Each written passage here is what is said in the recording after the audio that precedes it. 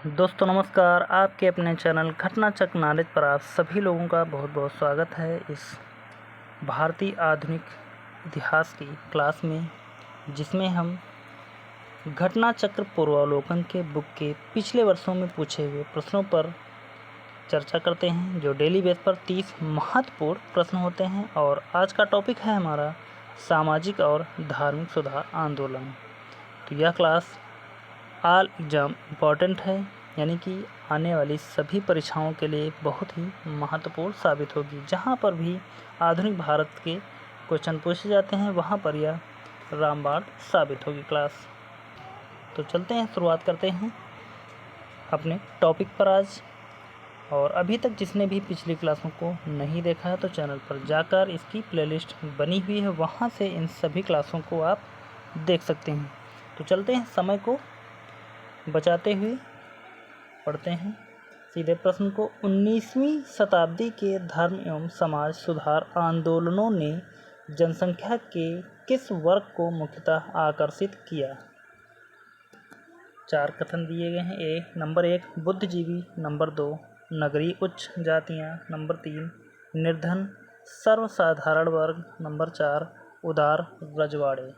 तो यहाँ पर इन चारों कथनों में से या 4 पॉइंटों में से कौन कौन से मुख्यतः आकर्षित किए गए? तो नंबर 1 बुद्धिजीवी था, नंबर 2 नगरीय उच्च जातियां भी थीं, और निर्धन सर्वसाधारण वर्ग, तो यह गलत था। उदार रजवाड़े, यह भी था। तो 1, 2 और 4, और 1, 2, 4 यहाँ सिर्फ ऑप्शन दिए गए हैं 2 हमारे पास। तो यहाँ पर सी वाले ऑप्शन में हम लिख लेंगे 1, 2 और 4। तो यही हमारा सी वाला राइट आंसर हो जाएगा। आगे बढ़ते हैं, अगला प्रश्न या इसकी व्याख्या देखेंगे हम। दिया गया है 19वीं शताब्दी के धार्मिक सामाजिक सुधार आंदोलनों का भारत के आधुनिक इतिहास में विशेष स्थान है। इस आंदोलन या इन आंदोलनों ने बुद्धिजीवियों और मध्यम वर्ग को सर्वाधिक प्रभावित किया। निर्धन सर्वसाधारण वर्ग इन आंदोलनों से लगभग अप्रभावित रहा। बुद्धिजीवी, नगरीय उच्च जातियां एवं उदार रजवाड़े इन आंदोलनों से प्रभावित थे। अब अगले प्रश्न की तरफ बढ़ते हैं। अगला प्रश्न है हमारा कथन और कारण के रूप में। तो पहला कथन दिया गया है हमारा 19वीं भारत का आधुनिकीकरण हुआ, यानी कि 19वीं शताब्दी में भारत का आधुनिकीकरण हुआ। कारण क्या कह रहा है? सामाजिक धार्मिक आंदोलनों के मूल में बुद्धिवाद, वैज्ञानिक दृष्टिकोण तथा अन्य ऐसे विचार थे जो आधुनिकता के कारण आधार माने जाते हैं। यहाँ पर कथन और कारण में से देखें कि कौन सा सत्य होगा। तो यहाँ पर ए और आर, यानी कि कथन सही है और कारण भी सही है, और उसकी आर कथन की व्याख्या भी कर रहा है, तो बी वाला राइट आंसर हो जाएगा। आगे बढ़ते हैं अगले प्रश्न की तरफ। दिया गया है निम्न में से किस वर्ग को सर्वप्रथम पश्चिमी सभ्यता ने प्रभावित किया? ए कुलीन जमींदार, बी नवीन धनवाद या धनवान व्यापारी, सी शिक्षित हिंदू मध्यम वर्ग, डी शिक्षित मुसलमान। चारों ऑप्शनों में से इसका राइट आंसर देखा जाए तो हो जाएगा हमारा सी शिक्षित हिंदू मध्यम वर्ग। व्याख्या देखेंगे इसकी हम। शिक्षित हिंदू मध्यम वर्ग को सर्वप्रथम पश्चिमी सभ्यता ने प्रभावित किया। नवीन पाश्चात्य शिक्षित वर्ग तर्कवाद, विज्ञानवाद तथा मानववाद से बहुत प्रभावित हुआ। भारतीय समाज एवं धर्म सुधारकों ने इस नव ज्ञान से प्रभावित होकर भीतर से हिंदू धर्म और समाज को सुधारने का प्रयत्न किया और अधिकांश अंधविश्वासों, मूर्ति पूजा तथा तीर्थ यात्रा आदि को तर्क के तराजू में तौलकर धार्मिक एवं सामाजिक सुधार किए। अगला प्रश्न देखते हैं। अगला प्रश्न है निम्न महापुरुषों में कौन भारतीय जागृत का जनक कहलाता है? ए. विवेकानंद, बी. राजा राम मोहन राय, सी. रविंद्रनाथ टैगोर, डी. दयानंद सरस्वती। चारों ऑप्शनों में से इसका राइट आंसर यहाँ पर बताना है कि निम्न महापुरुषों में से कौन भारतीय जागृत का जनक कहा जाता है। तो यहाँ पर हो जाएगा 20 का राइट आंसर, राजा राम मोहन राय। व्याख्या देखेंगे इसकी हम थोड़ी सी।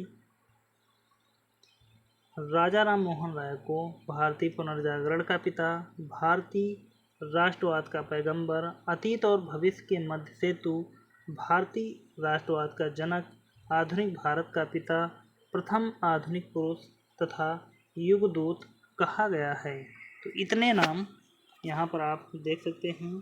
राजा राम मोहन राय को भारतीय पुनर्जागरण का पिता, भारतीय राष्ट्रवाद का पैगंबर, भविष्य अतीत और भविष्य के मध्य सेतु, भारतीय राष्ट्रवाद का जनक, आधुनिक भारत का पिता, प्रथम आधुनिक पुरुष तथा युगदूत कहा गया है। तो इस प्रकार किसी भी एग्जाम में अलग अलग नाम पूछे गए हैं। देखते हैं अगला प्रश्न दिया गया है, भारतीय राष्ट्रवाद का जनक किसे माना जाता है? ए. गोपाल कृष्ण गोखले, बी. बाल गंगाधर तिलक, सी. सुरेंद्रनाथ बनर्जी, डी. उपर्युक्त में से कोई नहीं। चारों ऑप्शनों में से इसका राइट आंसर देखें तो हो जाएगा इसका सही उत्तर हमारा डी. उपर्युक्त में से कोई नहीं। यहाँ पर कौन से होंगे? राजा राम मोहन राय।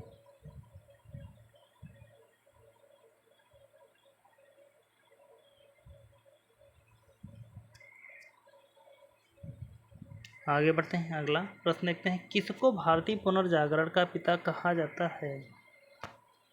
ए. राजा राम मोहन राय, बी. दयानंद सरस्वती, सी. स्वामी विवेकानंद, डी. रामकृष्ण परमहंस। तो इसका राइट आंसर हो जाएगा हमारा ए. राजा राम मोहन राय। अगला प्रश्न, भारतीय पुनर्जागरण आंदोलन के पिता कौन थे? तो यहाँ पर ए. बाल गंगाधर तिलक, बी. दयानंद सरस्वती, सी. श्रद्धानंद, डी. राजा राम मोहन राय। तो डी वाला राइट आंसर हो जाएगा डी. राजा राम मोहन राय भारतीय पुनर्जागरण आंदोलन के पिता हैं। अगला प्रश्न दिया गया है, भारत में पुनर्जागरण आंदोलन का अग्रणी दूत था? ए. देवेंद्रनाथ टैगोर, बी. केशव चंद्र सेन, सी. ईश्वर चंद्र विद्यासागर, डी. राजा राम मोहन राय। तो इसका राइट आंसर यहाँ पर देखें, यह भी हो जाएगा डी. राजा राम मोहन राय।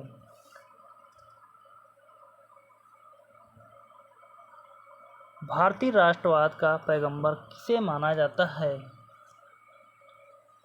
ए. एम के गांधी, बी. राजा राम मोहन राय, सी. रविंद्रनाथ टैगोर, डी. दयानंद सरस्वती। चारों ऑप्शनों में से इसका राइट आंसर यहाँ भी होगा हमारा बी. राजा राम मोहन राय।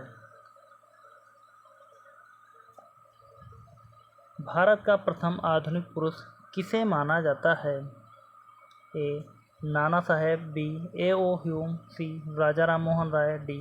स्वामी विवेकानंद। तो इसका राइट आंसर यहाँ पर देखें तो हो जाएगा, भारत का प्रथम आधुनिक पुरुष किसे माना जाता है?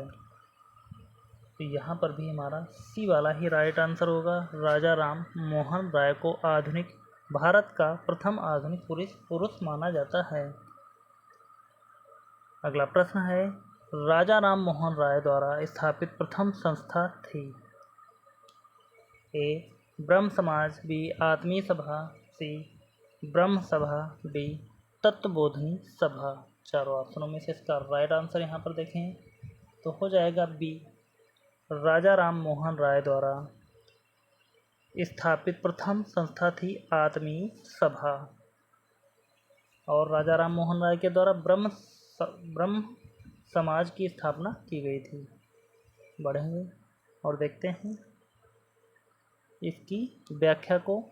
हिंदू धर्म के एकेश्वरवादी मत का प्रचार करने के लिए 1815 ईस्वी में राजा राम मोहन राय ने अपने युवा समर्थकों के सहयोग से आत्मीय सभा की स्थापना की। राजा राम मोहन राय द्वारा स्थापित यह प्रथम संस्था थी।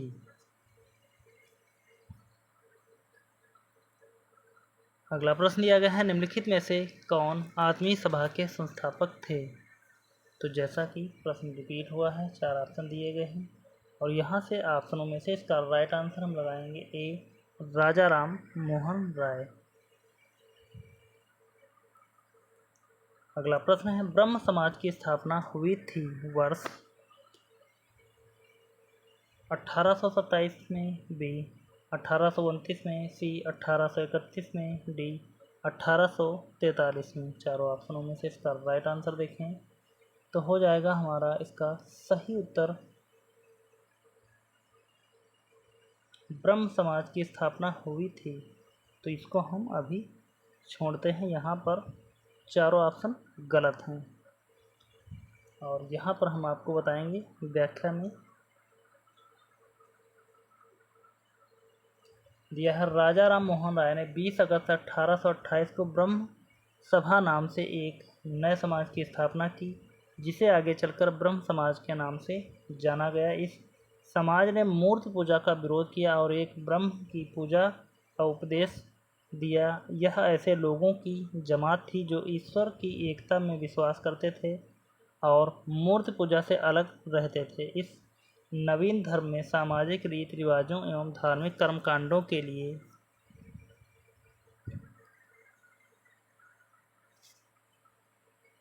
कोई स्थान नहीं था। ब्रह्म समाज ने रंग, वर्ण अथवा मत पर विचार किए बिना मानव मात्र के प्रति प्रेम तथा जीवन की उच्चतम विधि के रूप में मानवता की सेवा पर बल दिया। समाज के सिद्धांतों के मुख्य आधार थे मानव विवेक और वेद उपनिषद। अगला प्रश्न देखते हैं, ब्रह्म समाज की स्थापना की किसने की? ए, दयानंद सरस्वती, बी, स्वामी विवेकानंद, सी, केशव चंद्र सेन, डी, राजा राम मोहन राय। तो इसका राइट आंसर यहाँ पर देखें तो हो जाएगा डी, राजा राम मोहन राय। व्याख्या देखेंगे इसकी हम।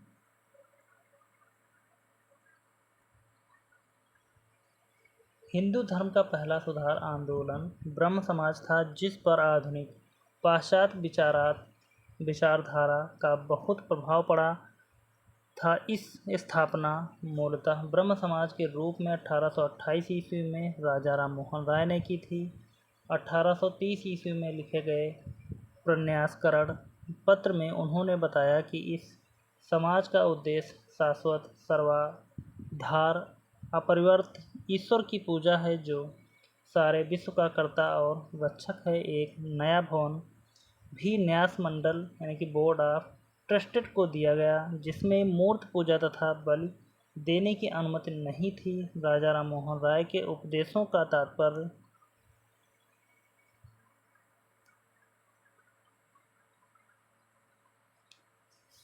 सभी धर्मों में आपसी एकता का सामंजस्य स्थापित करना था और इसे ईश्वरवादी आंदोलन के रूप में आगे बढ़ाने का श्रेय महर्षि देवेंद्रनाथ टैगोर यानी कि 1817 से 95 को था। वह इस आंदोलन में 1843 में सम्मिलित हुए और उन्होंने ब्रह्मा धर्मावलंबियों को मूर्ति पूजा, तीर्थ यात्रा, कर्मकांड और प्रायश्चित इत्यादि से रोका। महर्षि देवेंद्रनाथ टैगोर ने केशव चंद्र सेन को ब्रह्म समाज का आचार्य नियुक्त किया गया। केशव चंद्र सेन की वाक्पटुता और उदारवादी विचारों ने इस आंदोलन को लोकप्रिय बना दिया और शीघ्र ही इसकी शाखाएं बंगाल से बाहर उत्तर प्रदेश और मद्रास में खोल दी गईं। आगे बढ़ते हैं, अगला प्रश्न देखते हैं। राजा राम मोहन राय द्वारा ब्रह्म समाज की स्थापना की गई। ए 1816 में, बी 1820 ईस्वी में, सी 1828 ईस्वी में, डी 1830 ईस्वी में। इसका राइट आंसर देखें तो सी हो जाएगा 1828 ईस्वी में। अगला प्रश्न, ब्रह्म समाज के संस्थापक थे।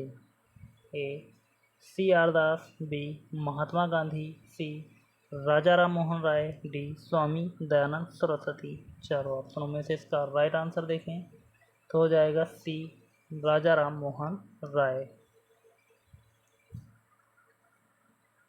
अगला प्रश्न है, राजा राम मोहन राय को राजा की उपाधि किसने दी?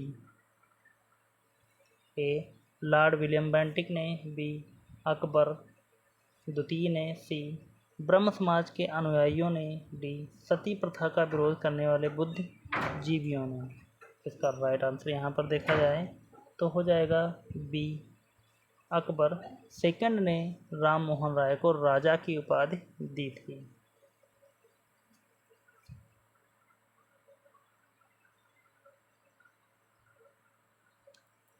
व्याख्या दी गई है, मुगल बादशाह अकबर द्वितीय ने राम मोहन राय को राजा की उपाधि के साथ अपने दूत के रूप में 1830 ईस्वी में तत्कालीन ब्रिटिश सम्राट विलियम चतुर्थ के दरबार में भेजा था। राय को इंग्लैंड में सम्राट से मुगल बादशाह अकबर द्वितीय को मिलने वाली पेंशन की मात्रा बढ़ाने पर बातचीत करनी थी। इंग्लैंड के ब्रिस्टल में ही 27 सितंबर 1833 को राजा राम मोहन राय की मृत्यु हो गई, जहां उनकी समाधि स्थापित है। अगला प्रश्न दिया गया है, राम मोहन राय को राजा की उपाधि से किसने विभूषित किया? ए. औरंगजेब, बी. रॉबर्ट क्लाइव, सी. महात्मा गांधी, डी. मुगल सम्राट अकबर द्वितीय। चारों ऑप्शनों में से इसका राइट आंसर देखें तो हो जाएगा हमारा डी. मुगल सम्राट अकबर द्वितीय। अगला प्रश्न है, राजा राम मोहन राय की समाधि है? ए. कलकत्ता में, बी. पटना में, सी. ब्रिस्टल इंग्लैंड में, डी. कनाडा में। चारों ऑप्शनों में से इसका राइट आंसर देखें तो हो जाएगा सी. ब्रिस्टल इंग्लैंड में राजा राम मोहन राय की समाधि है।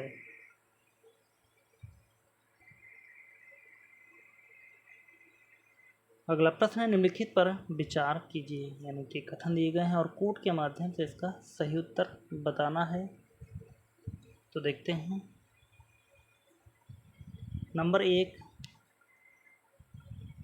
Calcutta Unitarian committee. Number 2, tabernacle of new dispensation. Number 3, Indian reform association. Keshav Chandra Sen का संबंध उपरोक्त में से किसकी या किनकी स्थापना से है? तो यहाँ पर कलकत्ता यूनिटेरियन कमेटी नहीं है, दूसरा सही है और तीसरा भी सही है। तो 2 और 3 सही हैं, तो हमारा बी वाला राइट आंसर हो जाएगा। आगे बढ़ते हैं और देखेंगे इसकी व्याख्या को। केशव चंद्र सेन महान समाज सुधारक तथा राष्ट्रवादी व्यक्ति थे। केशव चंद्र सेन का जन्म 19 नवंबर 1838 को एक बंगाली परिवार में हुआ था। वे 1857 ईस्वी में ब्रह्म समाज में सम्मिलित हुए। 24 जनवरी 1868 को केशव चंद्र सेन ने टेबरेकल ऑफ न्यू डिस्पेंसन नामक संघ की स्थापना की। 1870 ईस्वी में केशव चंद्र सेन ने हिंदू पुनर्रचना के प्रवक्ता के रूप में इंग्लैंड की यात्रा की। 1870 ईस्वी में इंग्लैंड से वापस लौटने पर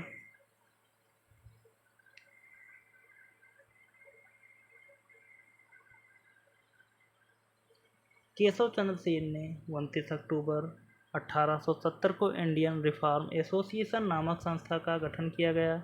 इसकी सदस्यता सभी जाति और धर्म के लोगों के लिए खुली थी।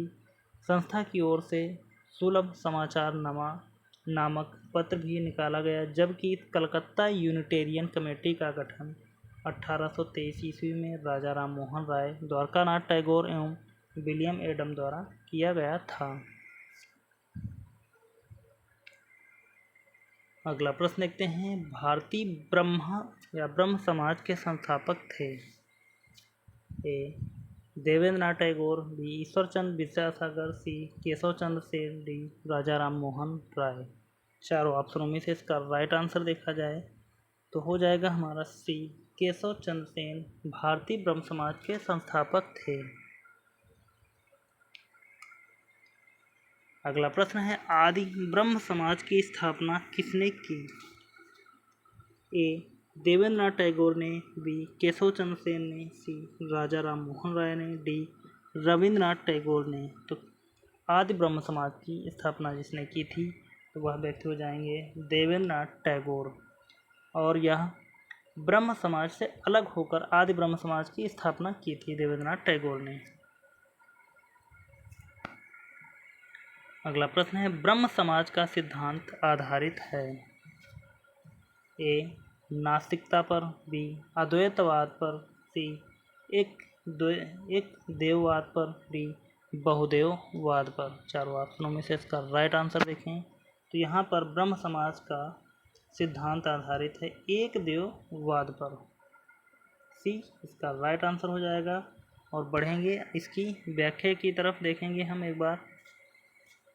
दिया है 1828 ईस्वी में राजा राम मोहन राय ने ब्रह्म समाज की नींव डाली। ब्रह्म समाज की स्थापना का उद्देश्य था एकेश्वरवाद की उपासना, मूर्ति पूजा का विरोध तथा अवतारवाद का खंडन। ब्रह्म समाज ने सार्वभौम ईश्वर की उपासना पर बल दिया।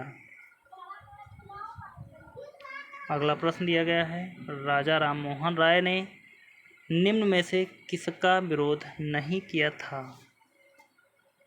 ए बाल विवाह का, बी सती प्रथा का, सी पाश्चात्य शिक्षा का, डी मूर्ति पूजा का। यहाँ पर इसका राइट आंसर देखें तो पाश्चात्य शिक्षा का विरोध नहीं किया था, बाकी बाल विवाह, सती प्रथा और मूर्ति पूजा इन तीनों का विरोध किया था।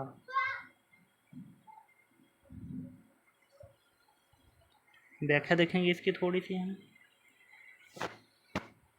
शिक्षा के क्षेत्र में राजा राम मोहन राय अंग्रेजी शिक्षा के पक्षधर थे। उनके अनुसार एक उदारवादी पाश्चात्य शिक्षा ही अज्ञान के अंधकार से हमें निकाल सकती है और भारतीयों को देश के प्रशासन में भाग दिला सकती है। आगे बढ़ते हैं। अगला प्रश्न,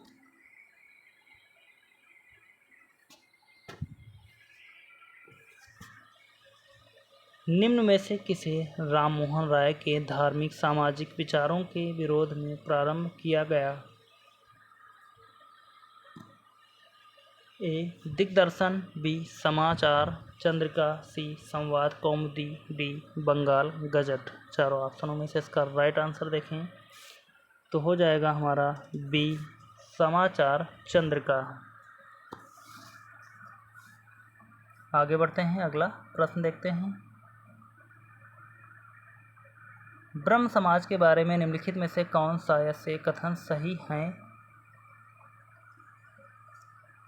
नंबर 1, इसने मूर्ति पूजा का विरोध किया। नंबर 2, धार्मिक ग्रंथों की व्याख्या के लिए इसने पुरोहित वर्ग को अस्वीकारा।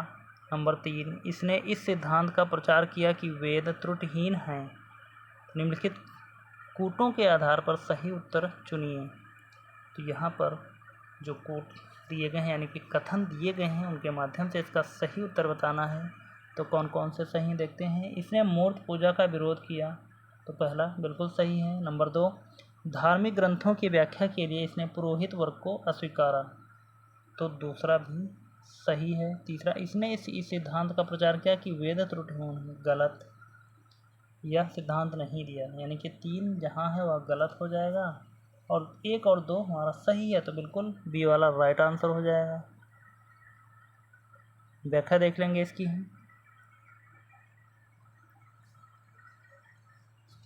ब्रह्म समाज की स्थापना राजा राम मोहन राय द्वारा 1828 ईस्वी में की गई।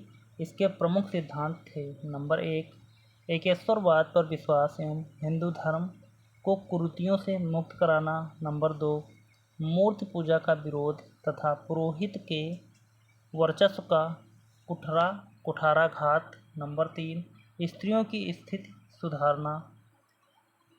वेदों को त्रुटिहीन मानने वाले स्वामी दयानंद सरस्वती थे। इस प्रकार कथन 1 और 2 ब्रह्म समाज के संदर्भ में सही हैं, जबकि कथन 3 सही नहीं है।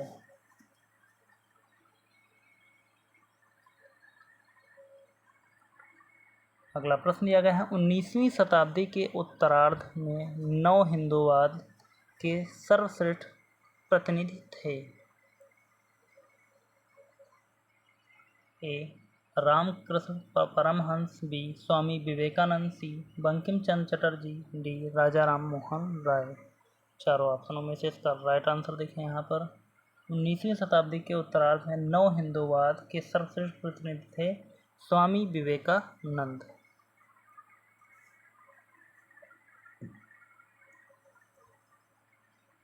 व्याख्या देखेंगे यहाँ पर इसकी हम।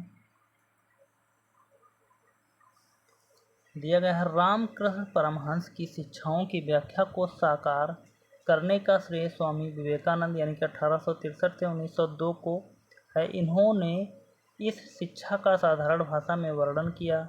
स्वामी विवेकानंद इस नवीन हिंदू धर्म के प्रचारक के रूप में उभरे। 1893 ईस्वी में शिकागो गए, जहां उन्होंने वर्ल्ड पार्लियामेंट ऑफ रिलीजन विश्व धर्म संसद में अपना सुप्रसिद्ध भाषण दिया। इस भाषण से उन्होंने पश्चिमी संसार के सामने पहली बार भारत की संस्कृति की महत्ता को प्रभावकारी तरीके से प्रस्तुत किया। 19वीं शताब्दी के उत्तरार्ध में स्वामी विवेकानंद नव हिंदूवाद के सर्वश्रेष्ठ प्रतिनिधि थे।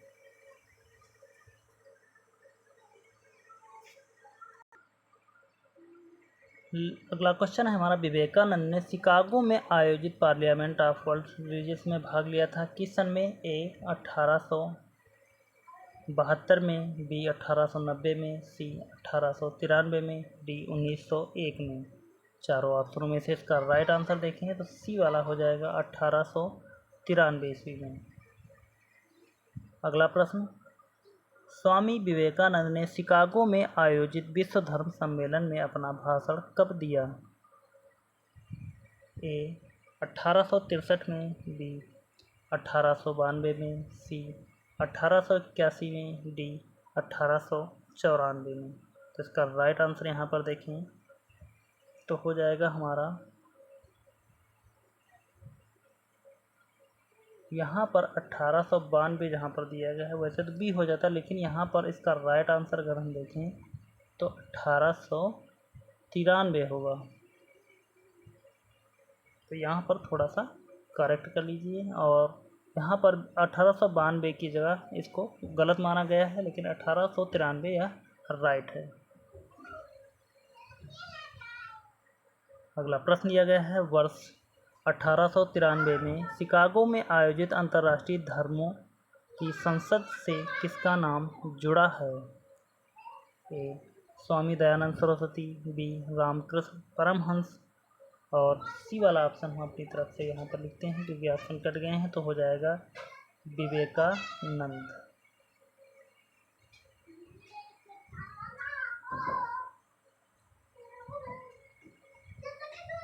स्वामी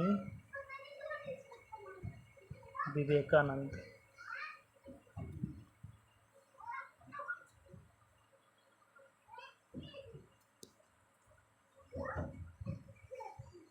यहाँ पर यही सी वाला राइट आंसर भी हो जाएगा। और आज के यहाँ पर 30 महत्वपूर्ण प्रश्नों पर जो चर्चा करनी थी वह कंप्लीट हुए हैं। उम्मीद करता हूँ कि आप सभी लोगों ने शुरू से लेकर अंत तक इस क्लास को देखा होगा, और आपको यह क्लास कैसी लगी है आप हमें कमेंट में कमेंट करके ज़रूर बताएं। यह सेशन अच्छा लगा है तो प्लीज़ सभी लोग एक बार सेशन को लाइक कर दें, और चैनल को अभी तक सब्सक्राइब नहीं किया तो प्लीज़ चैनल को सब्सक्राइब कर लें, और इस क्लास को ज़्यादा से ज़्यादा लोगों तक शेयर भी कर दें।